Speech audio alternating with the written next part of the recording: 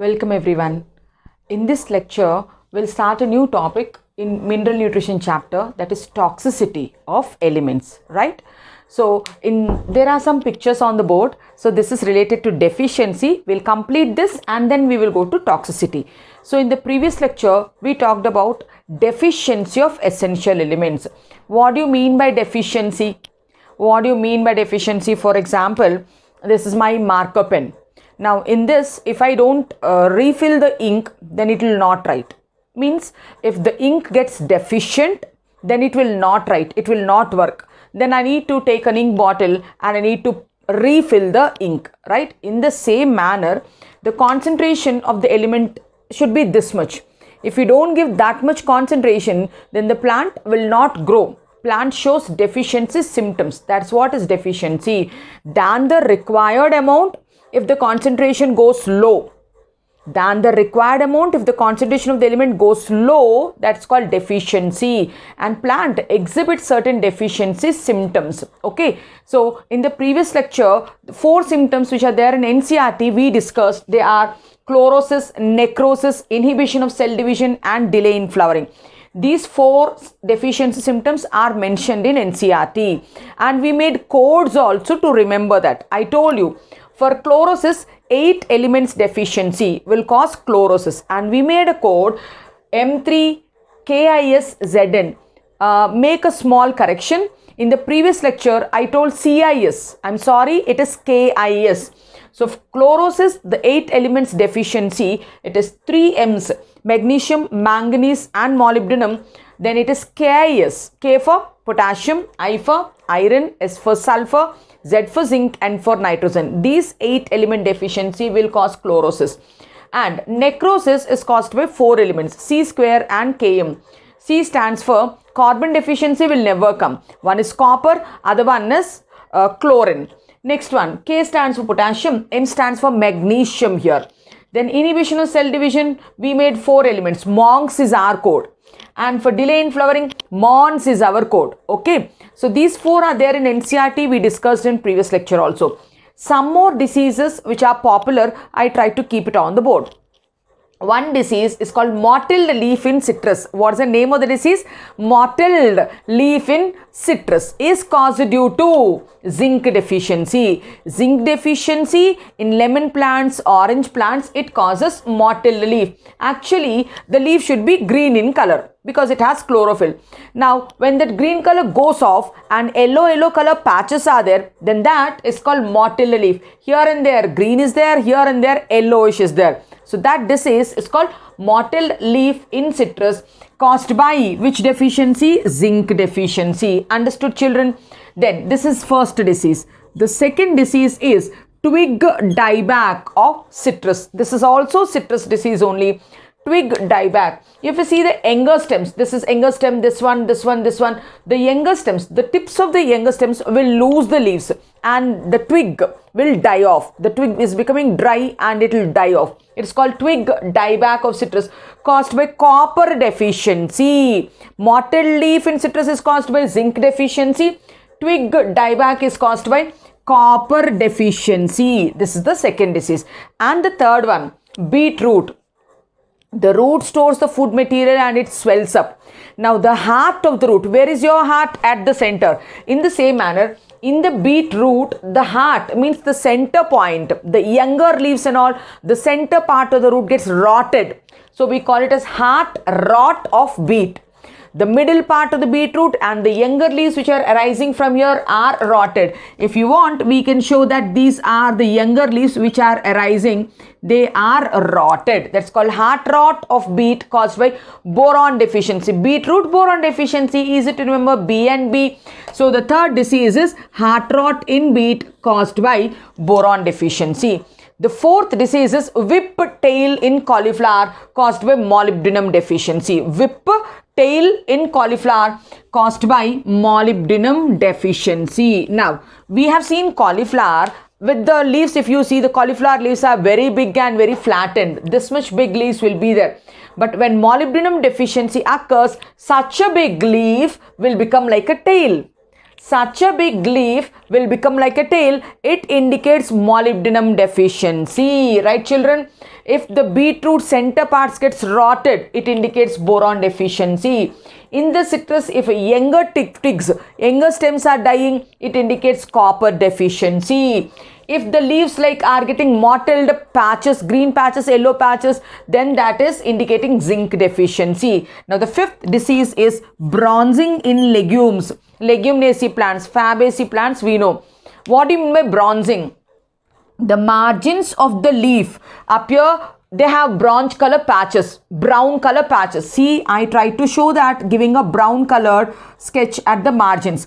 Margins of the leaf appear bronze colored. That's called bronzing of the leaf, caused by chlorine deficiency. Bronzing in legumes caused by chlorine deficiency.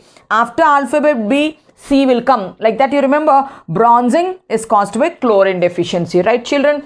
Next one, the last disease is mouse ear in pecan. Pecan is a plant. This is uninfected leaf. Such a big leaf, expanded leaflets. This is one, another leaflet, another leaflet, another leaflet. Big, nice, green, big leaflets it is in the pecan plant. But if it is having nickel deficiency, if the pecan plant is having nickel deficiency, have you seen mice, how much it will be? It will be this much.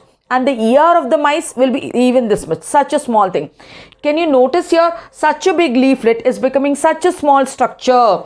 Small leaflets like resembling like mouse ear. It is called mouse ear in pecan, caused by nickel deficiency. MNOP. Mouse ear, nickel deficiency. BNC, bronzing, chlorine deficiency. This you remember, mottled, zinc deficiency. Twig dieback, citrus, copper deficiency. C with C. Heart rot, boron. B with B. Easy to remember. Easy to remember if we are remembering 4 or 5 extra deficiency diseases. Now they are matching with B. C is coming with M. MNOP with M. N is coming. This one you need to remember. There is no correlation. Again with C. C is coming. Again with B. B is coming. There also we don't have any correlation. Molybdenum deficiency causes whiptail in cauliflower. And these 4, I already made a code. I already explained you. Chlorosis is caused by deficiency of 8 elements. What is the code we made? We made the code as M3, KIS and ZN. Now necrosis, the code is C square KM. Inhibition of cell division code is MONKS. Delay in flowering code is MONS. So they will ask you children, you need to remember these elements as it is. So if you make codes, it will be easy to you to memorize. Take a screenshot. Then we will start with a new topic called toxicity.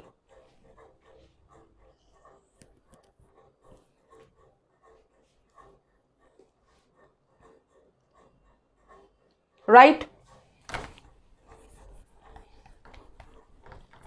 Now let us talk about deficiency got over. Let us talk about toxicity now.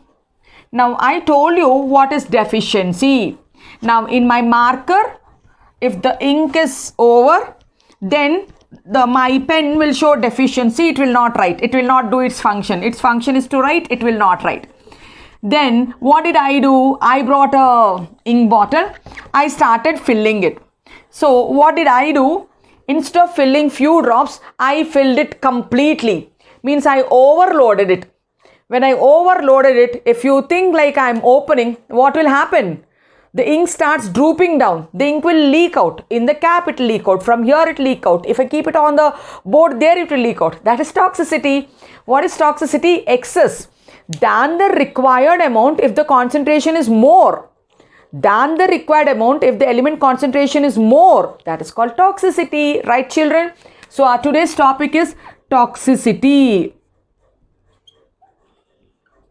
Now, we have 2 types of elements, no? Micronutrients and macronutrients. We have 2 types of elements. What are they?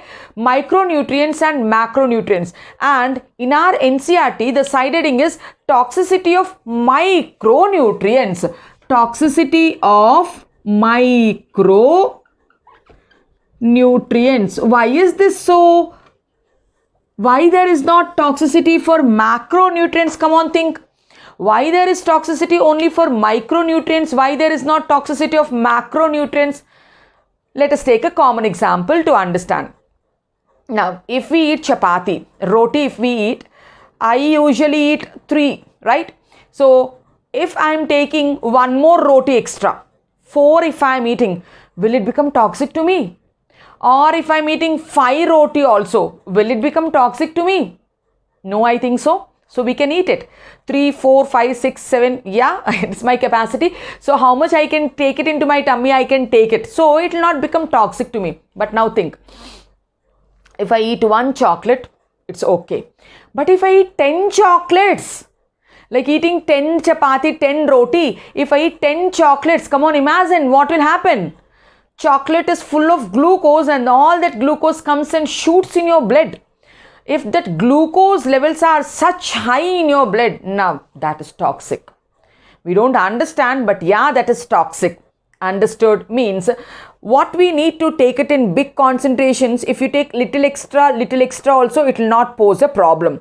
But sweet dishes and all, chocolates and all, we need to take it in this much concentration only, minute concentration only.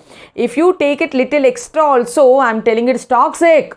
It is toxic. It is shooting your blood glucose levels. It's affecting all the vital organs. Sugar is a slow poison.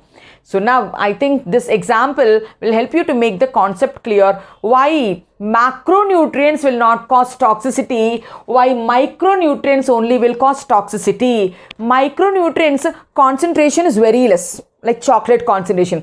Micronutrient concentration should be very less in the plant. It should be very less in the plant. If you, it needs this much. If you are not giving this much, if you made little less also, immediately plant will show deficiency. It needs this much. If you give little extra also, plant shows toxicity. See the wonder? We need to give only this much. If you give little less than that, it will immediately exhibit deficiency. And if you give little more than that, it will immediately exhibit toxicity. Now, what do we understand by this? Means the micronutrients optimal concentration is very narrow. It is very narrow. Slightly this side one effect, slightly this side one effect, because the optimal concentration of micronutrient is very narrow. Slight increase or slight decrease, both are worst only. Understood, Amma? The requirement of micronutrient is always low, right? Let us write down. The requirement of micronutrient is always low. What is the concentration of micronutrient in the plant tissue? It is lesser than 10 millimoles per kg dry matter, or if it is often less than 1 ppm, we will tell. So the requirement of micronutrient is always low, while their moderate decrease will cause deficiency, moderate increase will cause toxicity. So while their moderate little increase, while their moderate increase will cause, if little it increases, causes toxicity, and moderate decrease will cause deficiency. Slight decrease also problem, slight increase also problem. Understood, children? Means therefore the optimal concentration of micronutrient is very narrow. So we can tell, therefore the optimal concentration of micronutrient, the optimal concentration of micronutrient is very narrow. Slight deviation also, the plant is not able to tolerate it. How can you tell that the element is exhibiting, the plant is exhibiting toxicity? How can you tell that a plant is exhibiting toxicity? Now, what are the symptoms for HIV and AIDS? We tell like 10% reduction in weight, sudden decrease in weight might be a symptom for HIV, right? So in the same manner, the same point is applicable here also. Okay. How can we tell that the plant is exhibiting toxicity? If the dry weight of the plant reduces by 10%, If the dry weight of the plant reduces by 10%, then you need to understand, you need to think seriously that okay, some element is getting toxic, right? Any mineral ion, let us write down that point what NCERT says. Any mineral ion. If any mineral ion is there that reduces the dry weight, that reduces the dry weight, if any mineral ion is there and it reducing the dry weight of a tissue by dry weight of plant tissue by 10%, if it is reducing the plant tissue by 10%, that means you need to understand that plant is exhibiting toxicity. Plant is exhibiting toxicity. Amma, this is one of the symptom of toxicity, that 10% reduction in the dry weight will be observed. Now, toxicity symptoms are difficult to identify. It's not that easy to find out the toxicity symptoms. Toxicity levels of any element varies in different plants. For example, I can tolerate 10 chocolates. Think so. For another person, they cannot tolerate 10 chocolates, right? For them, 8 chocolates itself will fill the stomach. For me, 10 chocolates will fill the stomach. So like that, toxicity levels of one element changes from plant to plant. We'll write down toxicity levels of any element will change from plant to plant, correct? So my tummy will fill if I eat 3 chapati itself. Some person stomach will fill, they'll get that satiety feeling if they eat 5 chapatis. So like that, for one plant, toxicity is this level only. For another plant, it will show toxicity at slightly higher level, like that it is. We'll take an example, don't worry. Now, if we talk about manganese toxicity, if we talk about manganese concentration, now in a plant like corn, if the concentration of manganese is 200 micrograms, if the concentration is 200 micrograms per gram dry weight, if manganese, if it is 200 micrograms per gram dry weight, then manganese is considered as toxic for corn. But if you go with soya plant, if you go with soybean plant, in soybean plant, 200 micrograms is normal concentration. If it is 600 micrograms, then it takes toxic.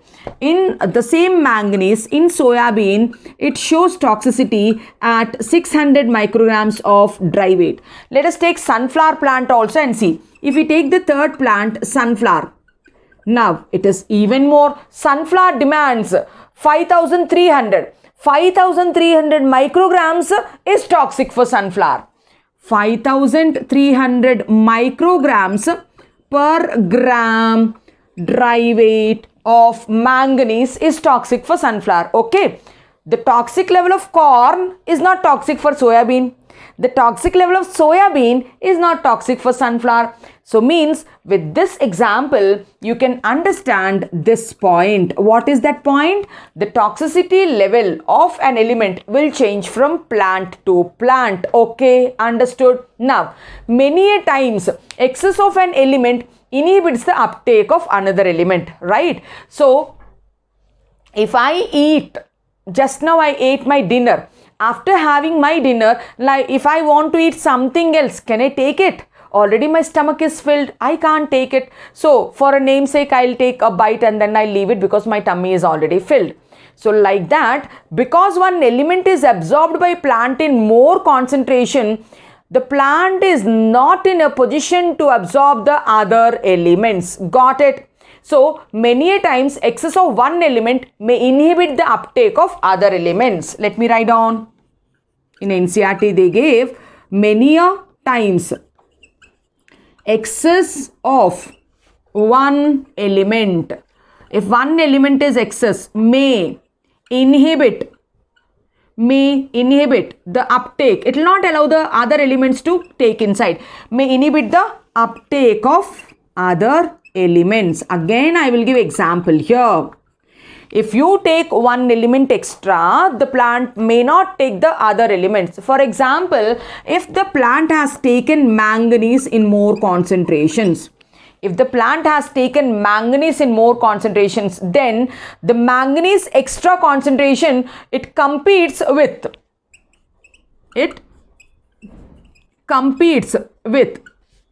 iron and magnesium uptake, right? So if the plant has already taken too much of manganese, it's not having space to take iron, it's not having space to take magnesium. This is one point to remember. And the second point, it might compete. For example, if manganese is more, so it might compete with enzymes active sites for magnesium.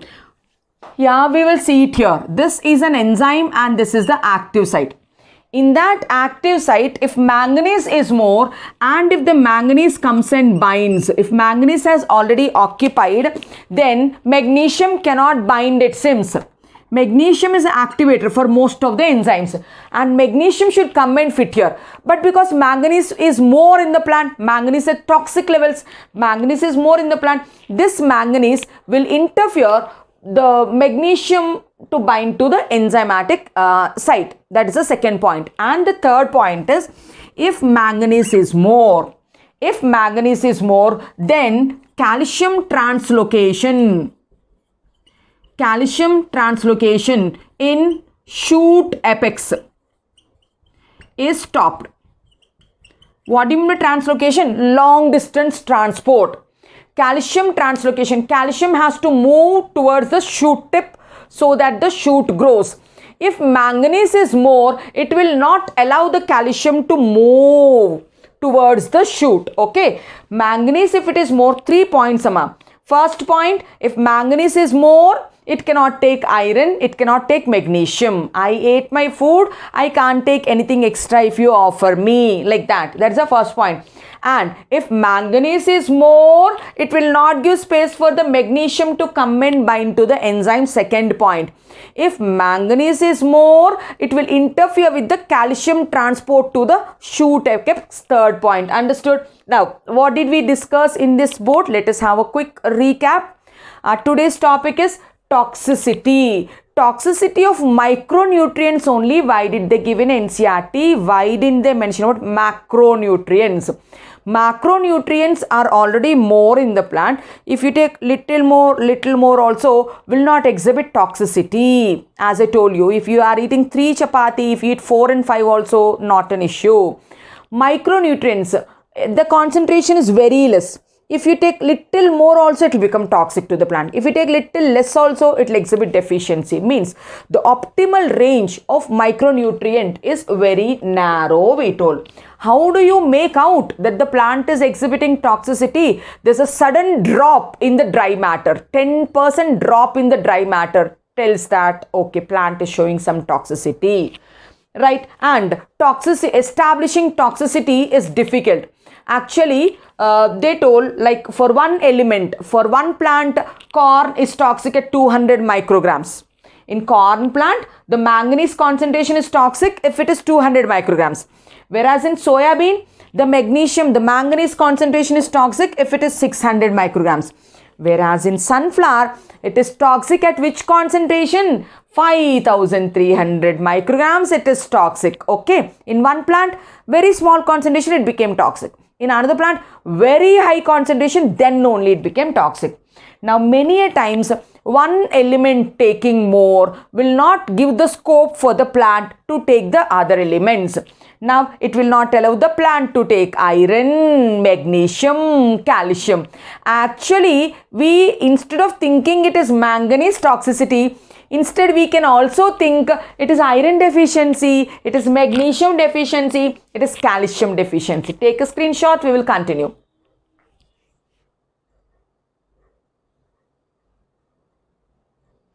Right? Can I erase this? So what I am telling is, instead of thinking it as manganese toxicity, we might think another way, like It can be iron deficiency or magnesium deficiency or calcium deficiency, isn't it? So let me write down. Manganese toxicity might appear, how it is appearing for us, might appear as iron, magnesium or calcium deficiency, because calcium it is not there, magnesium it is not there, iron it is not there, we think it is deficiency. And what symptoms does the plant shows when the manganese toxicity is there? So it shows brown color spots surrounding the chlorotic veins. What symptom it shows, Amma? Brown spots surrounding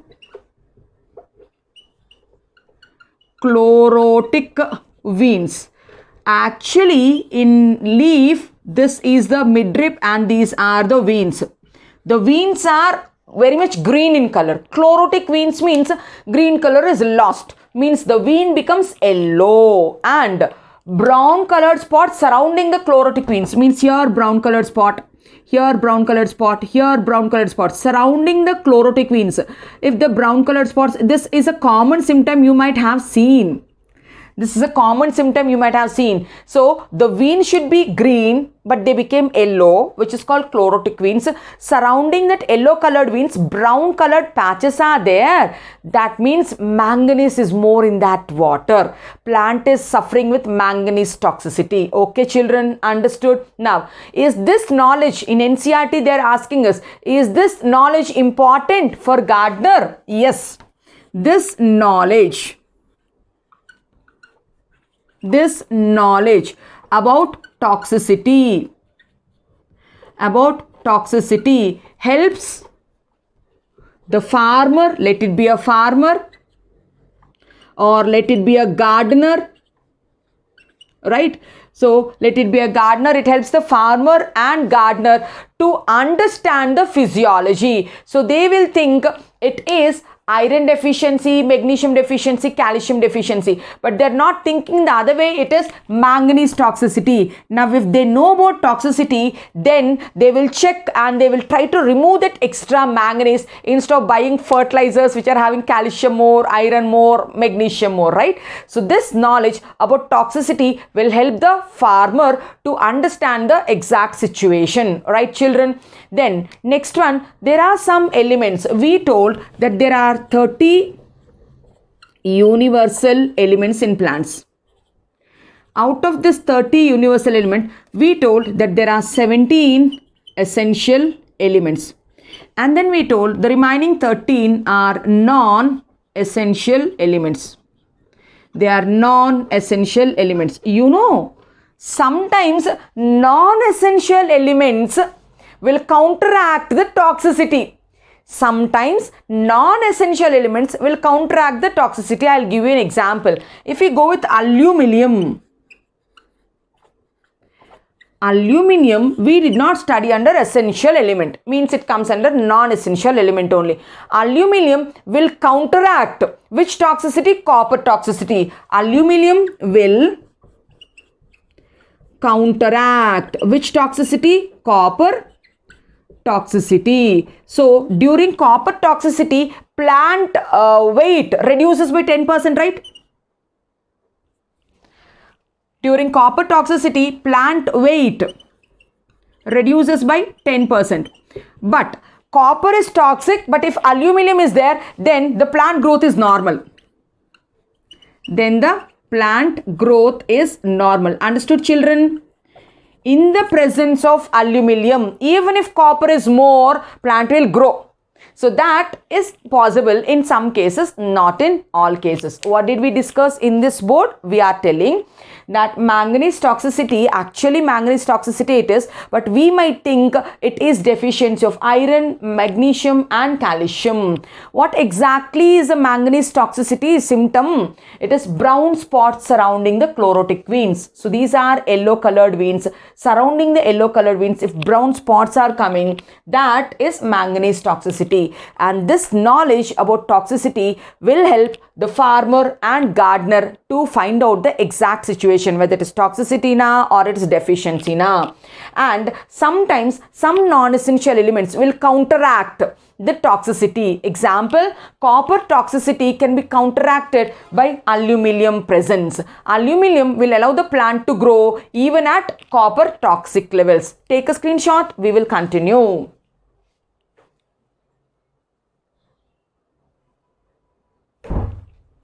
Now, if we have to show the toxic concentrations, critical concentrations, optimal concentration, it's a graphical representation. How do we show? That also we will see in this class. Now, we'll try to draw a plot. This is x-axis and here is y-axis. On x-axis, let us take the micrograms mole concentration of element. Element concentration we are taking on x-axis, and on y-axis we are checking the growth of plant. We are checking the growth of the plant. And if I draw a curve like this, if I draw a graph like this, in that, now this much concentration where the plant growth is less, right? Here the plant growth is less. Now this much concentration, right, is called deficient zone. This zone is called deficient zone. All this concentration is called deficient zone. And this zone is called optimal zone, right, where plant growth is nicely. So this is called adequate zone, or call it as optimal zone. If the concentration of the element is this much, means from here to here. Now this much concentration is good. That is optimal zone or adequate zone where growth is also there. Now below this concentration, can I call this as critical concentration? What is critical concentration? Below that, if there is deficiency, if the plant starts showing deficiency, what is this concentration called? Critical concentration. This zone, this is deficient zone, this is critical zone, then this is optimal zone. And here, even if the concentration is increasing this much, even if the concentration is increasing, the plant growth is decreasing. You are increasing the ion, you are increasing the mineral, but what happened to the growth? Growth is reducing. What is this called? Toxic zone. What is this called, children? It is called toxic zone. Shall we draw it once again and shall we try to understand this? Now, again I'll draw, listen carefully. What shall we take on the x-axis? Take the concentration of the element on the x-axis and measure the growth rate on y-axis. Growth rate of the plant on y-axis. And if we get a curve in this manner, right? So actually this is the if the growth is happening nicely, means from this concentration to this concentration. From this concentration to this concentration, the growth is nice. Then what is this concentration called? Adequate concentration. Adequate zone we call, or optimal zone we call. And below this concentration, if below this zone, okay, where deficiency just started, okay, this zone just below the adequate zone is called as critical concentration. What is this called? Critical